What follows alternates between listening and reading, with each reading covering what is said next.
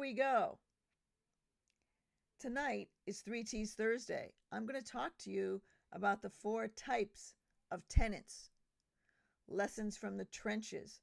These are lessons that I've learned in my 28 years of being a landlord. Well, I learned them a while back, but I'm talking to you about them tonight. All right. So I'm going to click over to the slides so the Instagram people know that I'm on the slides. Here we go, Instagram. All right. So let me give you, a little brief history. I was laid off from my job in corporate America, which was in the biotech industry. I was laid off in 2003. At that point, I had 3 rentals. I'd been a landlord since '89, and I had a big mortgage and 6-month-old twins.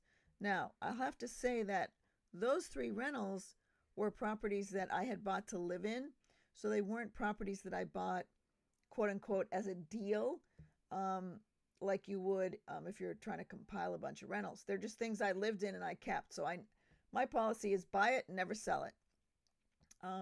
They actually were good deals because what happened is the market went up after each one of those had been purchased. I just didn't know it at the time because I wasn't studying real estate. I was studying biology. All right, so let's go to the next one. I began my real estate education after being laid off. 2004 to 2006, I took tons of courses and read books and went to seminars, just like many of you have done. And in 3 years, I owned 60 units. So I did take some of those original units and do a 1031 into more units. And I'll talk about those in a sec. So one of the properties I was able to turn into 44 units, and one I turned into 6 units with a 1031 exchange. So let's talk about the 4 types of tenants. The first one, and the major one that a lot of landlords have, and that's why they're called kind of slumlords, because they own cheap property in low-income areas, and low-income areas are fraught with evictions and a lot of trash. I mean, I have that little money thing on the side to remind us that even though we're talking about different types of tenants, we are receiving money from these rentals, whether it's in appreciation or we're paying down our mortgage, even though it's not cash in our pocket every month. Or if it isn't cash in your pocket, at least you know you're getting appreciation and you know your mortgage is getting paid. So number 1 is the low-income tenants with evictions and trash. So this is a house in Detroit, and then on the left is a 9-unit apartment building that I owned in Lansing, Michigan. All right, so with low income, when you get the evictions and trash, this is kind of what it looks like. These are actually pictures from 2 different houses where I did an eviction. And I'll tell you, in some of these areas in Detroit, for one thing, is we don't even provide an oven. The tenants don't expect it, and the landlords don't, because this is what the oven looks like when they're done. So it's really their oven. They take it with them wherever they go, and they take their fridge. They leave a lot of trash when they leave. If anything they don't want, they don't understand taking things to the dump. They don't understand taking things to Goodwill. If they don't want it, they leave it. All right, the second group are actually nice people. They're either young or they're down in their luck. So those people would include students, and also someone who maybe was getting divorced or lost a job and had to downsize into a smaller unit. So this is an apartment that I owned in Honolulu. It was 520 square feet, if you can believe it. This is the kitchen after we remodeled it. And there really is not much room for a table. Usually you put bar stools right there in the kitchen and you eat right there. The oven has, I had to order the oven from the mainland because it fits right in and it's above the gas pipes that are in the back there. So it was like a special order just to get the oven without the thing that is in the back. Kind of pricey. And over to the left of this unit here, in the cabinet, is a half-size water heater. So the water heater is underneath the counter in the kitchen. And that's the only place it just happens to fit. So that is the number 2 type of tenant that you can run into. Now, number 3, not my favorite. The low income stuff you can deal with, but when you combine that with the type of person who's a scammer, they seem nice in the beginning, but they have a dark side to them. World's worst tenants. And this example is a townhouse that I owned in New Jersey near Princeton. And in this one, I put in a family that seemed nice because the wife's the one who signed up with me. But after they moved in, I no longer was able to talk with her. The only person answering the phone was the husband. And he was just a royal pain. They stopped paying. They're slow payers. They weren't payers. They would get behind, not catch up. And when they moved out, when my property manager evicted them, they did a lot of nasty things to just keep people from really enjoying the property when they were cleaning it up. They were, they made some holes into the chimney flue and things like that, and hung bags of dog poo inside the chimney flue to make it just hard on the guys who were trying to clean up the place and do the painting. So that's not the only story I could tell you, but that's the story that went, with this house. They're scammers. They pretend they're going to pay you, then they don't. They have a really good story, a down in their luck story about their job. And they're just very hard to get out of the property because, remember, their job is to stay in the property as long as they can because they're actually making money off of you by not paying the rent. And number 4 are what I call the solid citizens. They pay on time, and they're often in some sort of transition in their life. They maybe just got divorced. They remarried someone else.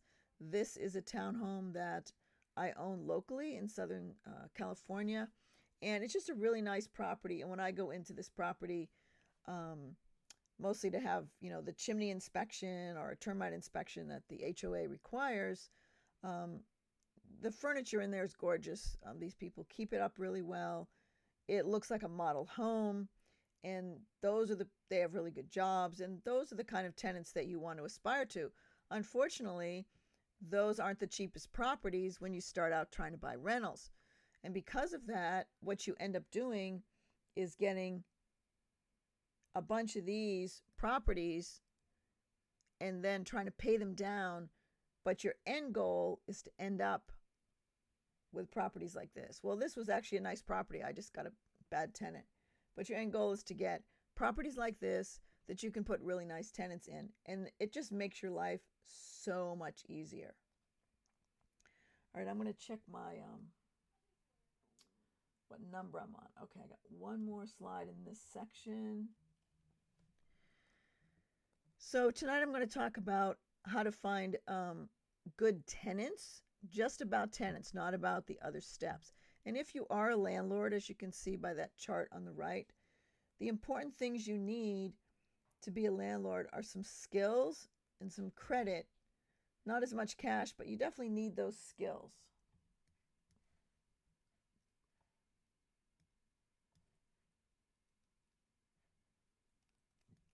Okay, I think I'm skipping. Yeah, I don't need that one. I'm skipping down here. Okay, so tonight we're talking just about how to acquire the tenants.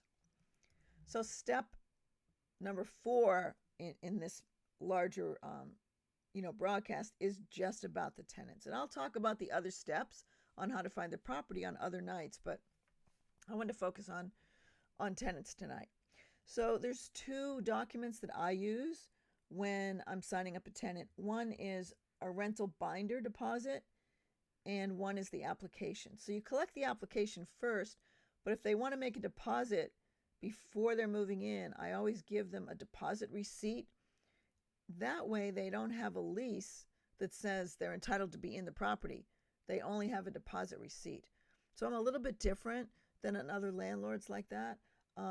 I take this 3rd step. So application, then this deposit. And both of these documents are on my website on the resources page starting on number 9.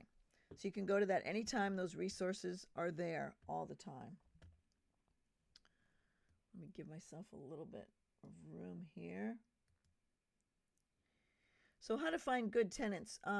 You can advertise online, and I put postlets here, but that's a little bit outdated. I think it's called something else now. I couldn't remember what it was. Craigslist, you can advertise your property online. This is a rehab that I had done in Michigan. You can tell I kept the cabinets, but we just did something different to the countertops, and then we painted, and we had a different backsplash.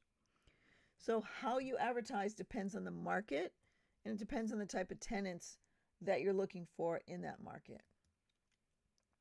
Another way to advertise is with Bandit Signs. Now, this is more direct. There's no computer in between you and them, and there's more talking involved. So you do need to, have a sign, home for rent. This is a property that we have for rent up in the Sacramento area of California, and that's just how we renovated the house. It's kind of have a small kitchen. The oven's over here on the left, and it rents for about $800 a month.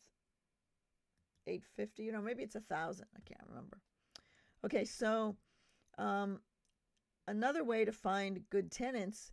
Now, this is the nice property that I said we have really good tenants in with great furniture. They're in transition.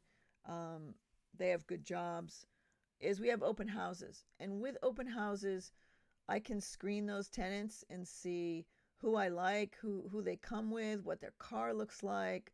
There's a lot of things you can find out by having that open house. So this is one of the townhouses that we own in Southern California.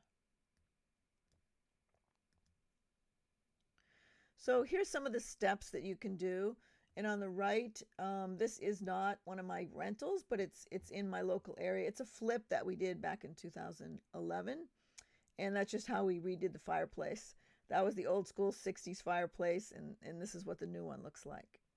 So there are two really important pieces of information that you must collect. Put must in the chat if you get that. You must collect these two. So put must to or must to collect. You have to get these two pieces of information. You need them for the credit check. You need them for collections if you go after the person, and you need them to report the collections. And you can find and it's all on my applications. So in my application, you collect these two pieces of information. Don't use an application that doesn't collect them. So wisewealthuniversity.com/resources. The important pieces of information are their birth date and their social security number. Now, why is that important? If you have to evict them, you can file a collections report for back rent. And if they ever want to get good credit and reestablish themselves again, they will come to you and try to clean that up off their report. It does stay on for 7 years. So you can file that report with MrLandlord.com. So collect their social and their birth date. Now, I have had problems where a real estate agent who was a property manager didn't get that information on their application. They preferred to use their application. They said, why does it matter? Because they weren't using it in screening.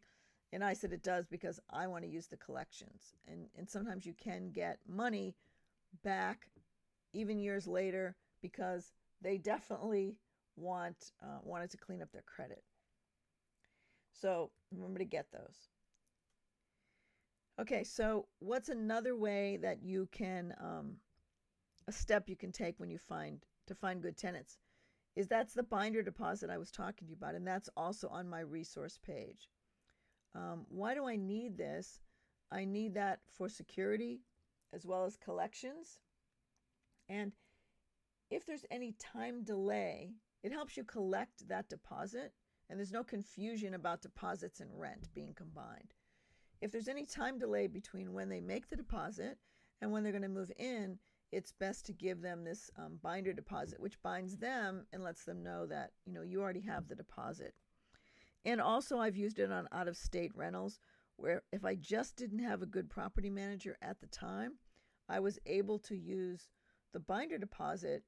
And what would happen is the tenant would put the deposit in my bank account, and I would send them a binder deposit, or I'd send them the deposit receipt ahead of time, so it showed that they had it, and then they'd put the money in, so they felt like they had something secure that was putting them in the house, but it didn't allow them to go into the house until they'd been given the keys.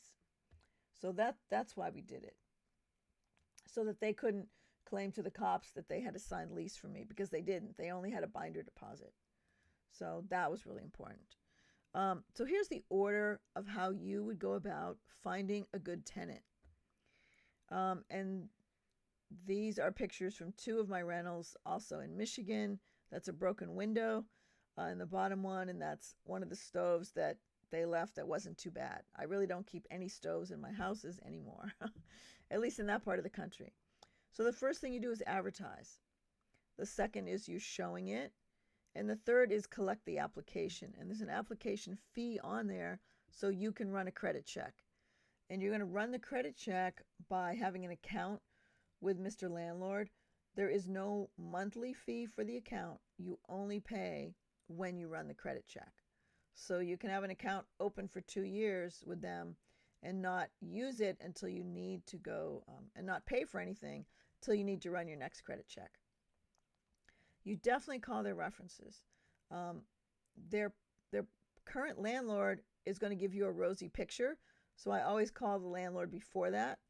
Same with their job. They're going to try to give you a job reference who's probably their cousin, but that's not who you want to talk to. You want to talk to more than one reference for the job. And then you're going to select someone, and you're going to select them with the best knowledge you have, pray, and cross your fingers. You're going to collect a deposit, and that's when you sign the lease at that point, when all those things have happened. I never skip the part about checking their references. And number 9 is you have them fill out a condition report. And I often have them fill it out when I'm there with them.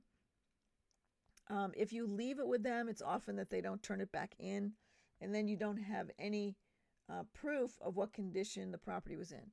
You definitely need to take pictures. So take some pictures, keep them on file, and then that way they know that that's what it looked like when they came in. If you can have a picture with them in the picture at the property on the day they moved in, that would show that those pictures existed, weren't from some previous tenant. Hi, Eviction. Thanks for joining the Periscope. And share it out with your followers if this is something, even if you're coming in late to the broadcast and you want to share it out, they can watch the replay as well. So I appreciate that when you share it out. Hi. Okay, so here's what you're going to do.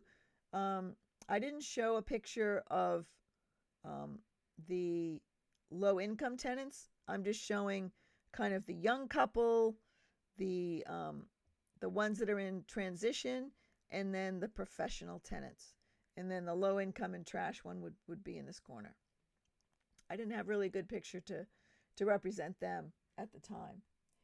So that is how you search for a tenant for your property. So I'm going to flip it back over to, let's see. I'll flip it back over to my website, and we can talk about that. Let's see. I'll just say hello while I'm here. Thank you so much for joining me tonight. If you want to follow me on other channels, I am on Twitter at Pink Professor and Periscope at Pink Professor, and also on YouTube, Facebook, and Instagram on Wise Wealth University. That is also the name of my website. So if you go there, you'll find the resources we talked about tonight. They're on the resource page. There's also 3 free courses that I offer for real estate investors. One is the ebook on private lending. And let me just flip back over to the website here.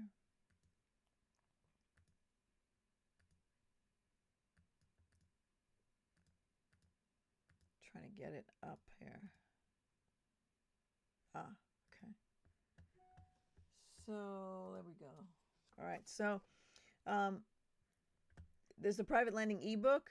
There's the direct mail video course, and as well as the funding mystery challenge, which I don't have a link to on my website yet. I really need to add that on, but you can go to funding mystery challenge to sign up, and you can learn about private lending. It's just a fun game that we play, and we also do it inside a private Facebook group. Even if you are not on Facebook, you can still do the game because you get an email and a lesson in a membership area, and that comes to you every day for 7 days. So anyway, I'm going to check the chat. On Periscope, do you have any questions? On Instagram, do you have any questions? I don't have a Facebook screen up for me to look at, so I can't see if there's any questions there, but I'd be happy to entertain any questions you have about rentals, tenants, how to do evictions. I just did 2 evictions this year, and they were pretty tough. And I had a lot of rehab to do when I was done, so a lot of cleanup and things that happened. In fact, with one of them in the end, we ended up doing cash for keys. What we figured out was cash for keys was probably going to cost us less than going to court, and so that's what we opted for. So I'm going to check my iPad on Periscope, see if there's any questions here.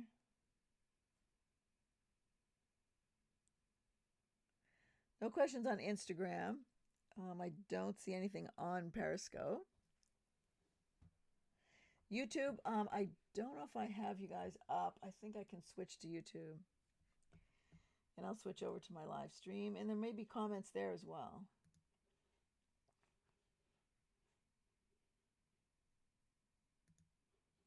It's tough to have all these channels open at once. So Instagram, you're seeing the back office of my my YouTube channel on Wise Wealth University, and I'm just seeing here coming in here to look and see what's on the dashboard. See if anybody's watching live. I've got 2 screens, a phone and an iPad, so that's why I'm looking all over the place here.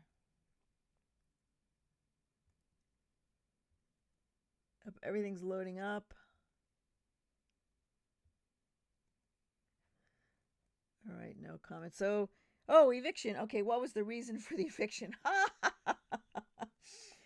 This coming in from Periscope, a question. What was the reason for the eviction? Usually the reason is they don't pay. We had one in Phoenix about 2 years ago where they basically moved in and, they had the first month paid, when they moved in, and they never paid again. So that turned into an eviction. The one that I just had recently, there was some people who'd been in there for a long time, hadn't been paying. We evicted him. We did a rehab, and someone else moved in while we were rehabbing it. My property manager is not taking, any responsibility. He's not even my manager anymore. But I just wanted to know how that person got in there. He claimed they were squatting. They claimed they weren't. They claimed to have paid and made a deposit. And it was just a runaround between those 2 people, blaming each other. So yeah, there was no payment involved at all. They claimed to have paid the property manager. He claimed to have never gotten any money from them. So I didn't get any money out of the deal, and I was spending money to try to get things cleaned up, and spent money on the cash for keys. So that's what we had to do. Wow, no good. Yes, Eviction at Eviction. I love your name, on Periscope. So follow Eviction because he seems to know all about evictions. Maybe an attorney, I don't know. Anyway, so that's why we did the eviction. I'd say I've done 3 in the last 2 years. And mostly they were just professionals. It wasn't like someone just down in their luck. You knew by what they were saying and what they were doing that they'd been through this before, and that this was the game they played. It's almost like their job of how they make their $700 or $800 a month by not paying rent and staying in a property as long as they can. Yes, squatting. That's exactly what it's called. Oh, my chat's working. Let me see if I can find a screen that has the chat on it. That would be awesome. Yeah, let me do that. And I'll pull up the chat because we have a few people on Periscope here. Yeah, so the questions are coming in from Periscope about evictions and things like that. Has anyone else had to do an eviction? You can type it into the chat. That would be fun to see.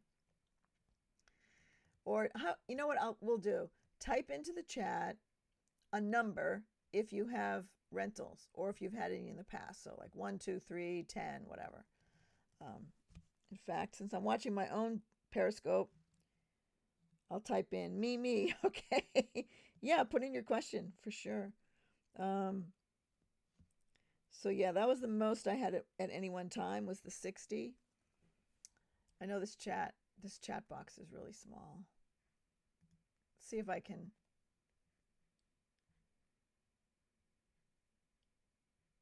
I'm going to see if I can make the chat box bigger. Since we're chatting and it's kind of transparent. There we go.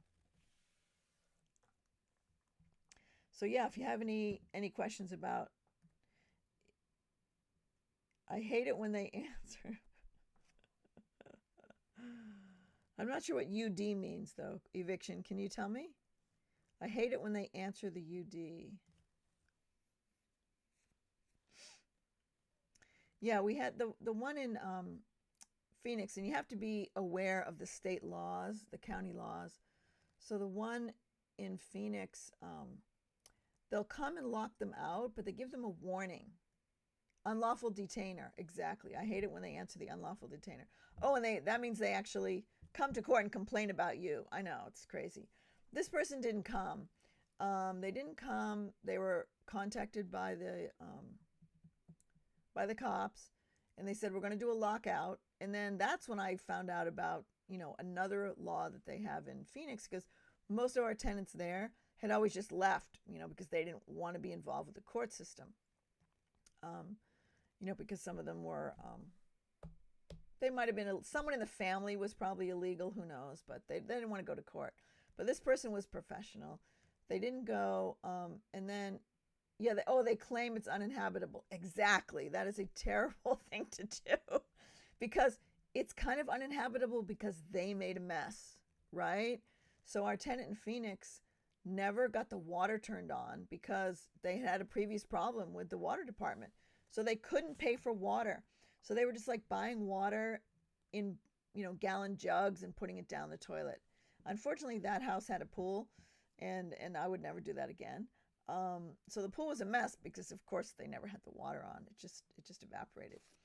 But when it's not called a bailiff, but when the guy came out to the property, the cops came out. They said, yeah, we're going to lock him out. But they didn't move anything. They took like a suitcase full of stuff and went to a hotel. And I said, well, what do we do then? And the cops basically said, you have to wait 21 days. You can either put their stuff in storage and re-rent it, or sheriff's lockout. Yeah, that's what they call it. You can either put it in storage, or you can just leave it there and wait. But it's between you. So imagine if you'd had a contentious one where, now this was just a lady that was texting us back and forth. But if you had a contentious eviction, now the cops are out of the picture, and you've got to talk to them. They've got to get permission from you to come back in the house and get their stuff. What? Like, who wants to do that? So she just never we contacted her several times, and she said, I don't have any place to put it. So in the end, we just hauled it out into the front yard and wrote free stuff on it. The other bad thing, these are stories from the trenches, so I'll tell you. She left 5 dogs at the property because she couldn't bring them to the hotel, and she had no place to take them. And we called the animal protection people. And they said, we can't take and then she called them and said, I'm taking care of them. I'm feeding them. My son goes over there every day and feeds them and waters them. And I thought, well, it's our property at this point. And she left one little one inside, Chihuahua, and it's really hot in Phoenix. And then the larger ones out in the back just running around. And animal protection wouldn't come get them because they were quote unquote being fed or taken care of, which they really weren't. But so one of them got out and got hit by a car, and then they realized, well, they're not being taken care of. Then they came and got them. So it was just another thing of she expected other people to take care of. You know, she couldn't pay her rent, but she had 5 animals, which seems really strange to me. When she left, we found out some really interesting things about, we're thinking, how did she even have the money to get in there? Well, there were pawn slips everywhere, and the pawn slips were dated 2 to 4 weeks from before she moved in. So she pawned a whole bunch of stuff to get into the property and then didn't have money to pay us because she probably used her money to go back and get her stuff back from the pawn shop. We were able to retrieve a large screen TV that she left, as well as a laptop. You know, my husband's a computer programmer, so he just put like a new board or a new chip in both of them, and they worked perfectly fine. So it was just a crazy kind of eviction when the sheriff does the lockout.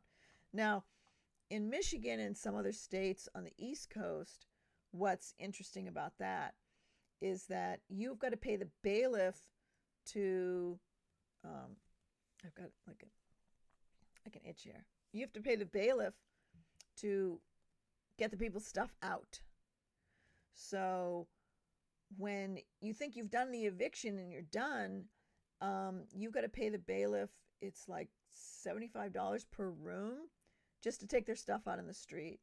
They don't allow you to hire your own guys for $10 an hour to haul it out because they think you might steal something, and then the person takes, you know, the cops to court.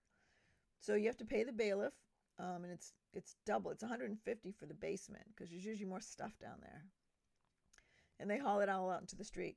If you want to see something funny, go to YouTube and search for Detroit Evictions. And you'll see several movies of the landlord just sitting across the street, videotaping the bailiff hauling all this stuff out onto the property. Now, the good thing about that is you never have to deal with those people again because they don't have to contact you to get their stuff. In Phoenix, it's a little different. They do a story from those 2 states. Arizona, how they handle it there with a sheriff's lockout. But then they still have 21 days to keep their stuff in the house. And then in Detroit, they go right to dragging it out in the street, but you're required to pay the bailiff in cash. So those are the 2 ways it's done in those 2 states. I really haven't had to do that in California. I've had great tenants here. The eviction in New Jersey took a bit longer because you have to follow exact protocols and follow forms. Like I had already given him notice and everything, but we had to go back and start from the beginning because I didn't use the right forms. So for them, it's not a legal process unless you used the state forms that they want to give you. The other one I was showing you before, which was the rental I had in Hawaii. It was a mile from the university. I had students who lived there for 20 years, and I owned it for 20 years, sorry. I had tenants for maybe 15. Not a problem at all. People paid. They were nice. They took good care of it. I really didn't rehab it till I was trying to sell it. I mean, it was in good shape. I put in tile floors and did a few nice things along the way, but I didn't do a complete rehab till I was totally done. So anyway, guys, I'm glad I was able to do some Q&A with you tonight. And if anyone has any more questions, type those in the chat. But I think I will turn in as it's now 9:45 Pacific Standard Time. And thank you all for joining me tonight. Tomorrow, I'm going to talk about Financial Friday. So on Financial Friday, we talk about how to raise money for your properties, whether it's flips or rentals. And I'm a proponent of private lending, so I always talk about private lending.